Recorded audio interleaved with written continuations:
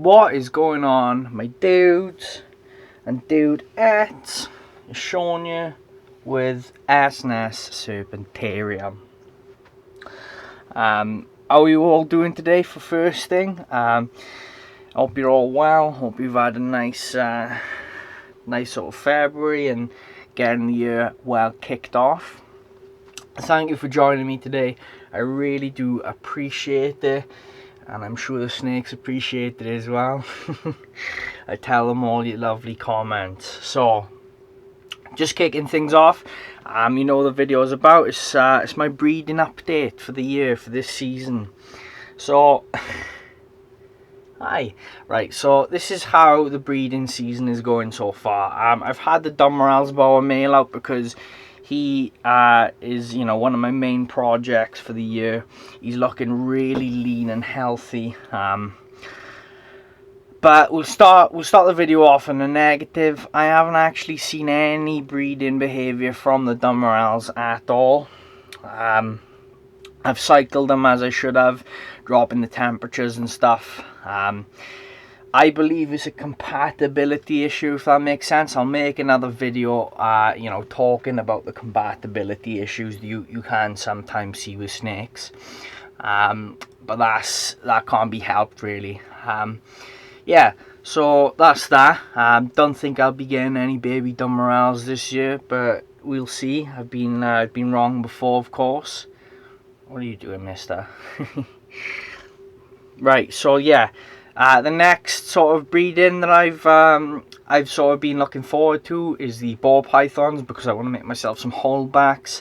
I wouldn't really be breeding them otherwise because I don't see the point. The market's really oversaturated with them. There's a million and one of them to be had out there in the ball python world.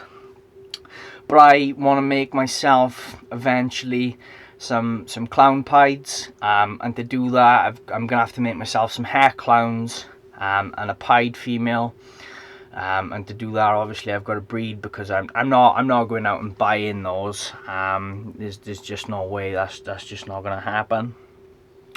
And get some nice pied clown combos and clown combos and such. That'd be really cool. So yeah, the male ball python, the pied, I've not seen him lock with anything this year. That's a real shame, because I've got 3 het pied females that are up to size, and he's not been interested in any of them, which is obviously a real shame. But there, he's a nice looking boy, but for whatever reason he's not interested. So that's that.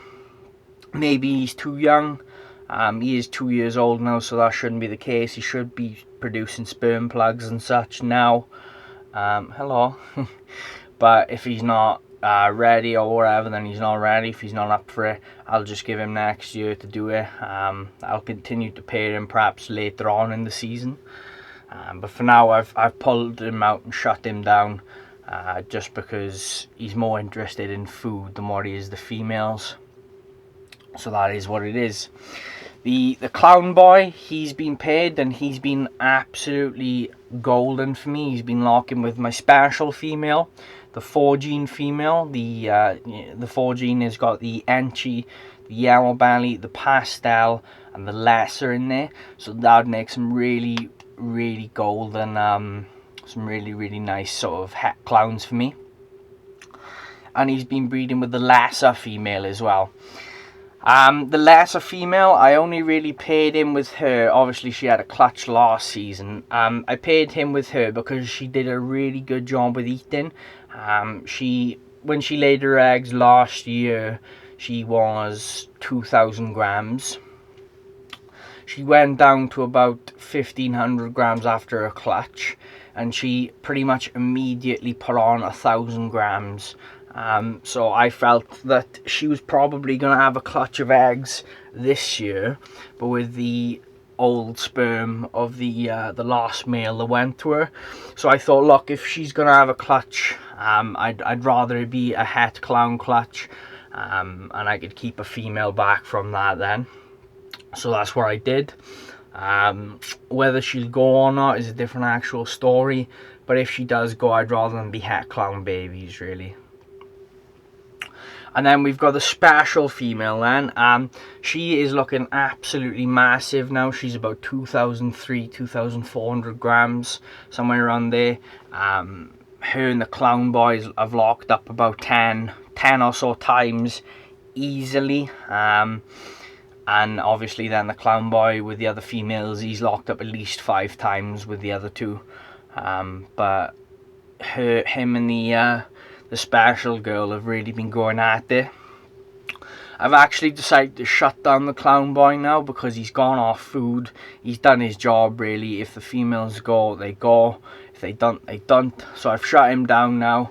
And hopefully then he'll, you know, in a couple of weeks he'll start packing on a weight again.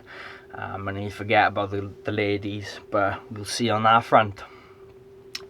And then the last breeding that I've got planned for this year is my 2 Rosy Boas, the ones that are unknown locale / crosses.